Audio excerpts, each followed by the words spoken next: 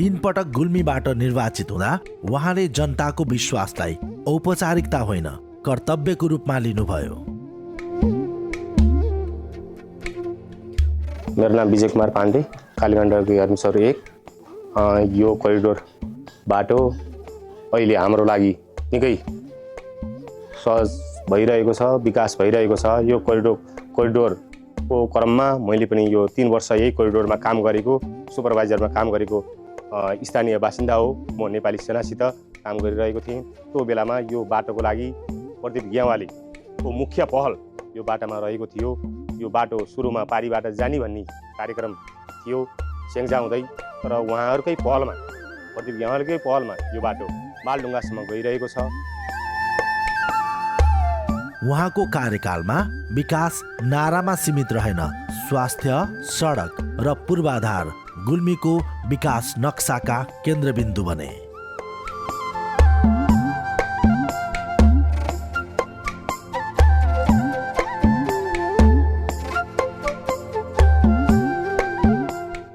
तमघास, जहाँ बिरामीका सासहरू पहिले बाटोमै हराउने गर्थे, उहाँकै पहलमा गुल्मी जिल्ला अस्पताल 50 शैय्याको भवनसहित विस्तार भयो। अक्सिजन प्लान्ट स्थापना भयो, आइसियु सेवा थपियो, आधुनिक स्वास्थ्य उपकरण भित्रिए। अब गुल्मीका नागरिकले उपचारका लागि आशा बोकेर टाढा धाउनु नै पर्दैन, स्वास्थ्य नजिकिएको छ।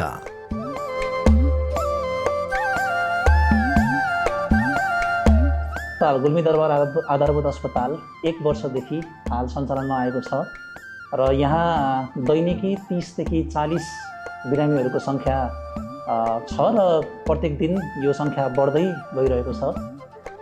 हाल यस अस्पतालमा थुप्रै ल्याब सुविधाहरू, भिडियो एक्सरेका सुविधाहरू, एक्सरेका सुविधाहरू, महिला लगायत थुप्रै विभिन्न जोर्नी, फोक्सोदेखि सम्पूर्ण रोगहरूका सुविधाहरू अहिले हामीले गर्दै आएका छौँ।